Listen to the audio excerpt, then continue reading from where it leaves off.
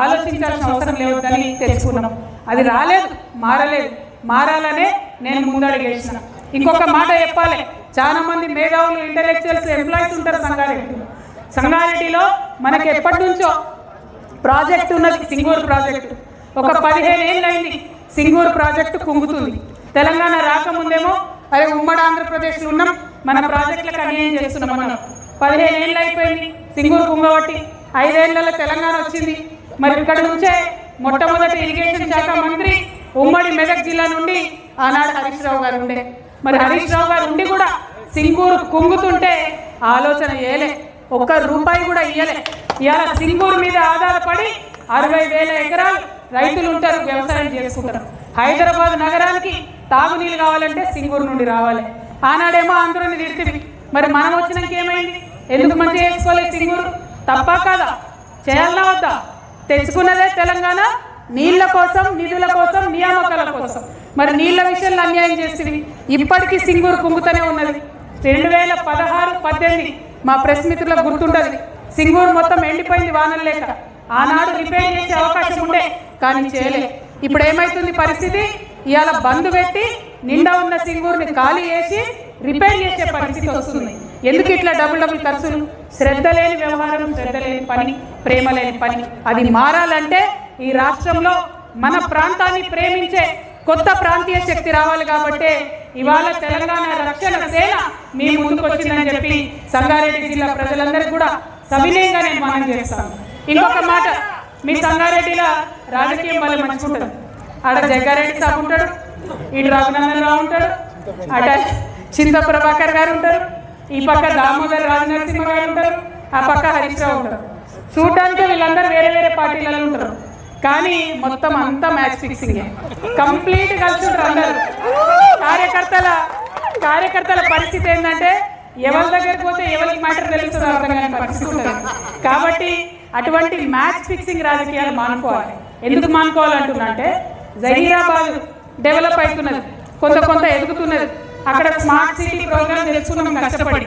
తర్వాత నిమ్స్ వచ్చింది, భూసేకరణ చేసింది, అక్కడ పరిశ్రమలు వస్తున్నాయి. ఇప్పుడు అక్కడ బుల్లెట్ ట్రైన్ ఇస్తామని కేంద్ర ప్రభుత్వం డిపిఆర్లో మొదలు చెప్పింది. మొన్న కొత్తగా వచ్చిన డిపిఆర్లో బుల్లెట్ ట్రైన్ లేదు.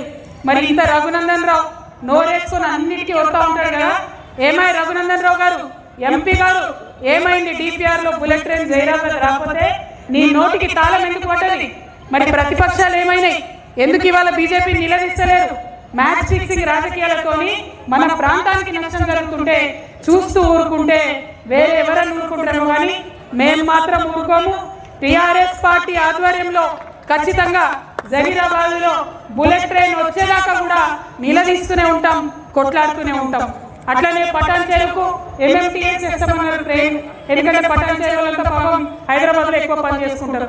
ట్రైన్ వస్తే పేదవాళ్ళకి సౌకర్యం ఉంటుంది. వస్తుందంటిరి, ఇల్లు తీసుకుంటారు, పేదవాళ్ళని ఇంట్లోకి వెళ్ళి బయట వేసిరి, కాంపెన్సేషన్ ఇవ్వలేదు, ఇంతవరకు కూడా ట్రైన్ రాలేదు. మరి దానికి జవాబుదారు ఎవరు? అడిగేటోళ్ళు ఎవరు? పటాన్ చెరువు ఎమ్మెల్యే ఉంటే ఏ పార్టీలు ఉన్నాడో ఎవరికి తెలియదు.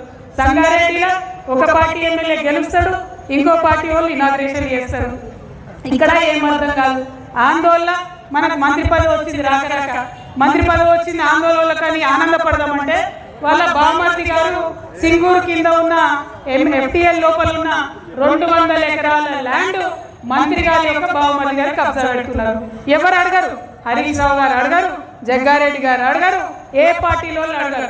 అందరు కలిసి ఏంటంటే ప్రజలకు ఇవ్వాల్సిన ఇయ్యరు, వాళ్ళు మాత్రం రాజకీయంగా ఎదుగుతారు, ఆర్థికంగా ఎదుగుతారు. ఈ రాజకీయం సంగారెడ్డిలో మారాల్సిందే.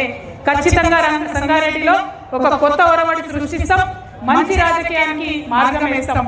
టీఆర్ఎస్ పార్టీ నుండి ఒక మాట ఇచ్చినాం, పాంచజన్యం 5 పథకాలతోని ప్రజల దగ్గరికి వస్తాం. మొదటిది ఉచిత విద్య. ప్రైవేట్ అయినా సరే, మీ పిల్లగాడు పిల్ల ఎంత చదువుకున్నా సరే మీ జేబులకి వెళ్ళి 1 రూపాయి ఖర్చు పెట్టకుండా చూసుకునే బాధ్యత నాది అని మాట ఇస్తా ఉన్నా. రెండవది ఉచిత వైద్యం. ఎన్ని లక్షలు ఖర్చు అయినా, ఎంత పెద్ద రోగం వచ్చినా మన తెలంగాణలో ఏ ప్రైవేట్ హాస్పిటల్కి మీరు పోయినా రాజాల లెక్క తీసుకుపోవాలి, వైద్యం చేయాలి, ఇంటికి పంపించాలి. మాట ఇస్తా ఉన్నాం, ఉచిత వైద్యం ఖచ్చితంగా ఇస్తాం. ఇక మూడవది వ్యవసాయం. ఇలా రైతన్నలు కల్లాల దగ్గర రైతులు కష్టాలు పడుతుంటే, గుండె ఆగిపోతుంటే అడిగేటటువంటి గుండె ధైర్యం ఏ ఒక్క నాయకుడు కూడా లేదు. చాలా ఇబ్బందులు పడుతున్న రైతులు వారి ఇబ్బందులను తీర్చే విధంగా ముందుండి టీఆర్ఎస్ పార్టీ నాయకులను కొట్లాడతాం. రేపు మీ దయ వల్ల అధికారంలోకి వచ్చిన తర్వాత ప్రతి ఆఫీసులో, అది ఎంఆర్ఓ ఆఫీస్ అయినా కలెక్టర్ ఆఫీస్ అయినా, రైతుకు సపరేట్గా టేబుల్ ఉంటుంది, ఒక కౌంటర్ ఉంటుంది. అక్కడ పోయి సార్ మా వడ్లు కొంటలేరంటే జవాబుదారీగా ఉండేటటువంటి ప్రభుత్వం నడుస్తుందని కూడా మీకు తెలియజేస్తా ఉన్నా. ఇక 4వ అంశం, మా యువ మిత్రులకు, ఆడపిల్లలు మగపిల్లలు అందరూ చదువుకుంటున్నారు. ఇవాళ ఉద్యోగాలు చేసుకోలేని పరిస్థితి, వ్యాపారాలు పెట్టుకోలేని పరిస్థితి. మేము అధికారంలోకి రాగానే 4 లక్షల ఉద్యోగాలు ఒకటే నోటిఫికేషన్ మొదటి సంవత్సరమే ఇస్తామని హ్యాపీగా తెలియజేస్తున్నాం. అదేవిధంగా వ్యాపారాలు చేసుకోవాలనే పిల్లలకి 2 లక్షల నుంచి 20 కోట్ల వరకు కూడా బ్యాంకులతో సంబంధం లేకుండా డైరెక్ట్గా రుణం ప్రభుత్వం ఇస్తుంది. మీరు పెట్టుకునే వ్యాపారాలకు వెన్నుదన్నుగా మేము నిలుస్తామని సందర్భంగా తెలియజేస్తున్నాం. 5వది, ఆఖరిది, అతి ముఖ్యమైనది, సామాజిక న్యాయ తెలంగాణ సాధించాలి. ఇవాళ తెలంగాణ వస్తే సబ్బండ వర్గాలకు అధికారం వస్తుంది అనుకున్నాం.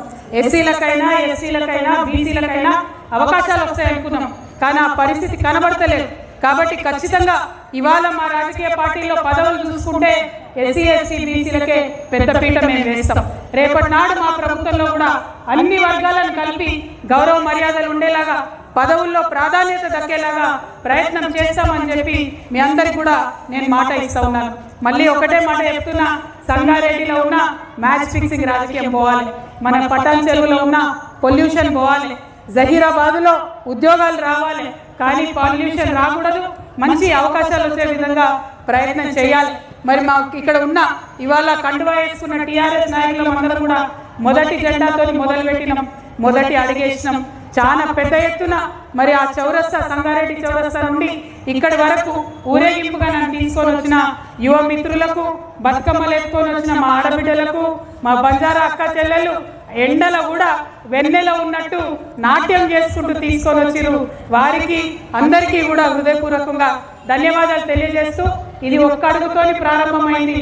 సంగారెడ్డి అంతటా విస్తరిస్తాం, జిల్లా జిల్లాలో జెండా ఎగిరేస్తాం, వచ్చే ఎన్నికల్లో అధికారాన్ని సాధిస్తాం, ప్రజల సేవలో నిమగ్నమవుతామని తెలియజేస్తూ మీ అందరి దగ్గర సెలవు తీసుకుంటున్నా. Thank you. జై తెలంగాణ, జై తెలంగాణ. జై తెలంగాణ అన్నప్పుడు చేయతలేదు అనుకో, నాకు మీకు లొల్లైతుంది. ముఖ్యంగా మా ఆడబిడ్డలకి చేయత్తాలి ఒకసారి. జై తెలంగాణ, జై తెలంగాణ, జై తెలంగాణ. ఇప్పుడు కొంతమంది తెలంగాణ ఉద్యమకారులు ఒక 5 మందికి సన్మానం చేసుకుంటాం. తెలంగాణ రేపటి నాడు టీఆర్ఎస్ ప్రభుత్వం వచ్చిన తర్వాత ఖచ్చితంగా ఉద్యమకారుల కోసం 1,00,000 సూపర్ న్యూమరీ జాబ్స్ క్రియేట్ చేస్తామని కూడా చెప్పి ఉన్నాం. వాటికి కూడా మంచి ప్రణాళిక సిద్ధం చేస్తున్నాం. Thank you. జై తెలంగాణ. కోఆర్డినేట్ చేయి తొందరగా.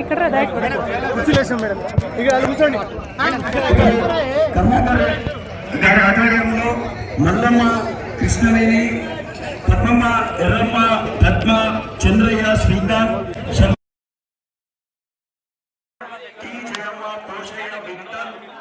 నర్సన్ కుమార్, సునీత, శిల్ప, బన్నీ, సాయి వరుణ్, నరేంద్ర, చరణ్, రాజ్, లక్ష్మి.